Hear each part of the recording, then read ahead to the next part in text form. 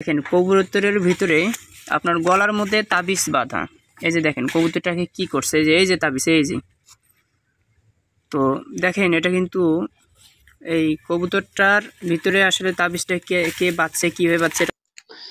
আসসালামু আলাইকুম সম্মানিত ভাই, আমি আজকে আপনাদের সামনে একটা বিষয় নিয়ে উপস্থিত হলাম। তো আজকে দেখেন আমি যে পশুটা নিয়ে আপনাদের সামনে দেখাইতেছি, আপনারা অবশ্য বুঝতেই পারছেন এতক্ষণে, এটা হলো কবুতর। কবুতরের মধ্যে আপনারা দেখতে পারতেছেন যে এখানে দেখেন কবুতরটার ভিতরে তাবিজ কিভাবে বাঁধা হয়েছে গলায়। অর্থাৎ আমি অলরেডি এটা পরীক্ষাও করে দেখেছি, কারণ এর তাবিজটা করা হয়েছে একমাত্র বান জন্য, বান মারা হয়েছে। তো কার নামে করা হয়েছে এটা এখনো জানা যায়নি, এটা আমি পরে বুঝতে পারবো, তাবিজটা খুললে এটা বোঝা যাবে। যেহেতু কারো কারো উপরে বান মারলে এখানে নাম দিতে হয়, নামের উপর ভিত্তি করে কিন্তু বান মারতে হয়, সেক্ষেত্রে আমি তাবিজটা খুললেই বুঝতে পারবো। তো সেক্ষেত্রে অনেক সময় এটা মিডিয়াতে বলা যাবে না, কারণ অনেক সময় বিভিন্ন সাইড দিয়ে আহ মানে হুমকি আসে বা বিভিন্ন সমস্যার কারণে আমি সেক্ষেত্রে আমি নাম প্রকাশ করব না জানলেও। তো যাই হোক, যদি আপনারা কোনো সময়ের জন্য আপনারা বাসা বাড়িতে বা বাহিরে কোথাও যদি এরকম কোনো রকম দেখেন কোনো পশুর উপরে এরকম তাবিজ বাঁধা, তাহলে আপনারা যে কাজটা করবেন তাৎক্ষণিক আপনারা ওই পশুটার গলা থেকে তাবিজটা খুলে ফেলবেন। তাবিজটা খোলার পরে আপনার যে কাজটা থাকবে, তখন পশুটাকে সুস্থ করতে হবে আগে। এখন আপনি এটা কিভাবে সুস্থ করবেন?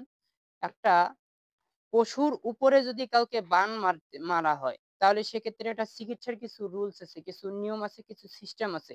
সেটা হচ্ছে, যেহেতু এখানে তাবিজ করা হয়েছে অলরেডি, এই তাবিজটার জন্য পশুটা অসুস্থ হয়ে গেছে, সেক্ষেত্রে শুধু তাবিজটার উপরে জাদু করা হয়নি, পশুটার উপরেও কিন্তু জাদু করা হয়েছে। সেক্ষেত্রে আপনার যে কাজটা থাকবে, যে লোকটার উপর, যে ব্যক্তিটার উপর বান মারা হয়েছে, এখন ওই ব্যক্তিটা কিন্তু হচ্ছে এই কবুতর। এই কবুতরে কিন্তু ওই ব্যক্তিটা, কবুতরটা যে কয়দিন সুস্থ থাকবে ওই লোকটা তো সেই কয়দিনেই কিন্তু সুস্থ থাকবে। যখন কবুতরটা অসুস্থ হয়ে যাবে তখন ওই লোকটা অসুস্থ হয়ে যাবে।